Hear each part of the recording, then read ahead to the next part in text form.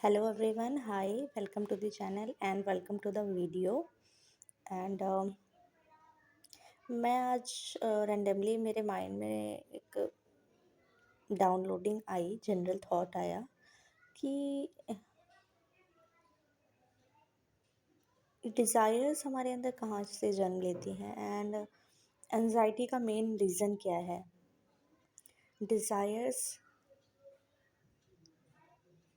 हमारे अंदर इंटरनली नहीं होती है, डिज़ायर हमेशा बाहर से आती है, कंपैरिजन हमेशा बाहर से आता है क्योंकि हम अपने आप से जुड़े नहीं होते हैं, हम अपने आप से डिस्कनेक्ट होते हैं, इसलिए हमें अपने अंदर क्या हमारी क्वालिटीज़ हैं उसके बारे में अवेयरनेस नहीं है। इसलिए हम जहाँ जाते हैं, हम जो सिचुएशंस देखते हैं, हम अपने आप को उसमें इमेजिन करने लगते हैं। हम जिस तरीके की चीज़ें देखते हैं हम वही पाने की कोशिश करते हैं। और क्योंकि सभी की एनर्जीज रेजोनेट नहीं करती है एक दूसरे से, तो सबके अपने अपने अलग अलग एक्सपीरियंसेस हैं। तो शायद वो हमारे एक्सपीरियंस या हमारी एनर्जी के अकॉर्डिंग हमारे लिए नहीं है वो चीज़ राइट। वो हमें नहीं पता है, वो डिवाइन को पता है। बट हम एक्सपेक्टेशंस में आ जाते हैं, अनअवेयरनेस के चलते हम उन चीज़ों को अपने अंदर डिज़ायर के रूप में बना लेते हैं और फिर वो नहीं मिलती है वो, या फिर वो चीज़ हम नहीं अचीव कर पाते हैं तो हम एंजाइटी में आ जाते हैं। इसलिए सबसे बेटर तरीका है सेल्फ एनालिसिस, जो कि हम अपने आप के अंदर डीपेस्ट कोर से कनेक्ट करके जान सकते हैं कि हमारी अपनी इंटरनल डिज़ायर, हमारी अपनी इंटरनल क्या नीड है, हमारे लिए क्या बेस्ट है। और कंपैरिजन खुद से कैसे करना है, खुद का बेस्ट वर्जन बनने के लिए खुद से कंपैरिजन, अपने कल से अपने आज को बेस्ट बनाने का कंपैरिजन। एंड सेकेंड थिंग, क्योंकि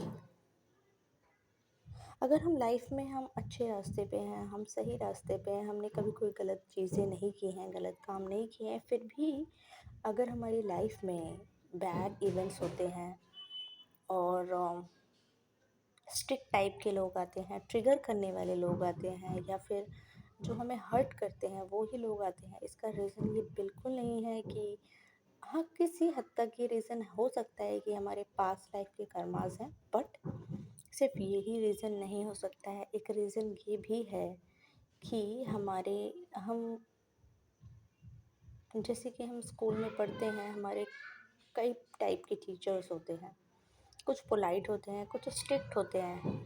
तो जिस तरीके का सब्जेक्ट होता है हमें उसी तरीके के टीचर्स मिलते हैं। अगर सब्जेक्ट टफ है हमारा और हम उस सब्जेक्ट में वीक हैं तो हमें ऑफ कोर्स स्ट्रिक्ट टीचर मिलेंगे।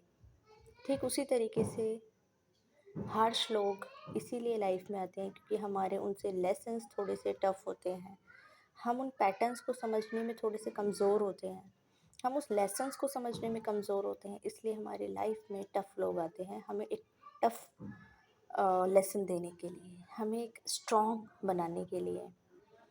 तो अगर आपकी लाइफ में बार बार हर्टफुल सिचुएशंस आ रही हैं, हर्ट करने वाले लोग आ रहे हैं, तो कहीं ना कहीं आप हमारे काफ़ी ऐसे वोंट्स हैं जो अभी हील होने हैं, काफ़ी ऐसे लेसन्स हैं जो हमें लर्न करने हैं, जो हमारे लिए बहुत ज़रूरी हैं।